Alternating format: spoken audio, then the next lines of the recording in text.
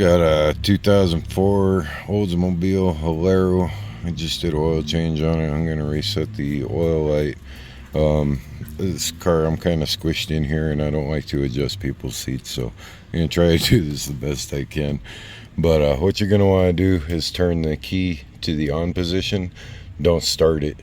And within 5 seconds, you want to fully depress the gas pedal within 5 seconds. Yeah, so you'll turn the key on. 1, 2, 3, and then wait, and it should go off. There it goes. And then turn the key off, start it up, and it's gone. Beautiful.